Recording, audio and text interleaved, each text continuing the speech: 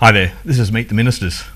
My guest on the program this evening is the Deputy Leader of the Opposition. He is the Shadow Treasurer, the Shadow Minister for Finance and Trade, and also Racing, and he is the member for Clayfield, Tim Nicholls. Welcome. Thanks very much, Shaun. Nice to be here. We're going to talk about all aspects of Tim Nicholls and what makes you tick. The first thing I wanted to ask you about is moving to Brisbane. I believe you were raised in Melbourne, at least for the first couple of years, and moved here to Brisbane sort of 13, 14, going into your teenage years. Yeah, sure. Well, look, I mean, I guess we were sort of part of that first great migration northward out of Victoria. My family came up here primarily because my dad found a business opportunity and saw the opportunity to come up here. So we moved up here when I was 12, just turning 13, moving from the end of middle school in Victoria and into the first year of high school up here in Queensland. And other than some cousins and an aunt and uncle, knew absolutely no one in Queensland. So it was a real adventure for us. We stayed at the old Ridge Hotel at St Paul's Terrace when we first came up here for 3 days. First trip was down to Rothwell's to buy some togs and some clothes to get kitted out Queensland style. Better start wearing Queensland style clothing, yes. Absolutely. And because they call them bathers in Victoria, of course, so you can't get away with anything these days. But so we went down there and did that, and really started fitting into and getting part of the Queensland experience. So, was it a positive move for you initially? Look, it was an exciting move. I sort of didn't. I mean, felt we were leaving friends and people and places we'd known behind, but I certainly didn't come here with any great apprehension about the move. I saw it as really exciting and positive, and the business my dad was in cars, and he was going to be moving into a car dealership, and so those things are pretty exciting when you're a 13-year-old boy. And cars and the prospect of the beach sounds pretty good to a teenager, doesn't it? It does. So we moved up pretty well, and really got stuck into it. You did your high schooling here in Brisbane at Churchie? Yes, I did. And from an early age, I think you were involved in the Young Liberal movement. Do you have your eyes on a career in politics from an early age? Not really, no. I guess I had, in my studies, I had an inclination towards history and an inclination to social studies and those sorts of things, as well as English and so on. So all of those things came through, and I guess once I left school and started looking at a career in law, an interest in politics was almost mandatory, I guess, and that's where it came from. So I got involved as an 18-year-old in the Young Libs and have progressed from there.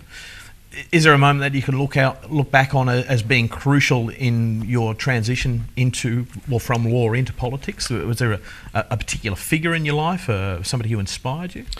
Well, no, it was, funnily enough, it was a mate of mine from school days whose parents had an involvement in the Liberal Party, and he said, look, you know, Mum's organised this meeting at my house, and will you come down and sit in on it? And so I said, okay, really more out of a friendship issue rather than a political drive, and went down there and spoke to a few people and met a few famous names who were still around at that time, so William Knox and others, and started talking to them, and over a period of time got more involved and joined up, signed up, spent a stint as a deputy editor of the Young Liberal magazine, got involved in conferences, started getting some confidence about what I was saying and how I was going to say it, and generally became more involved. So it was a gradual process.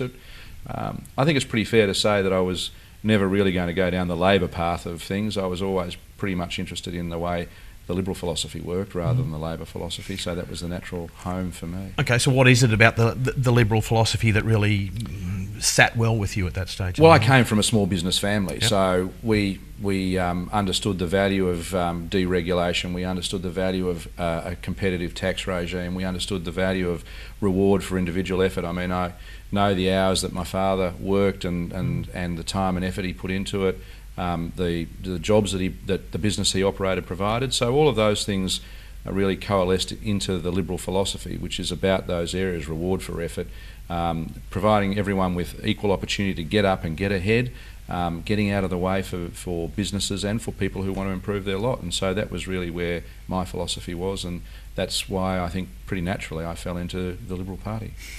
You remember that moment when you actually said, you know, it might be time to get out of the law and actually move into politics as a career? I do remember it pretty clearly. Our first child had been born, Jeremy, and I was working as a lawyer and was working pretty long hours, and I'd been getting more involved back into the Liberal Party again. I'd been out of it for a while, getting married and having kids and getting a career started. So I'd always remained a member, but my involvement had become less.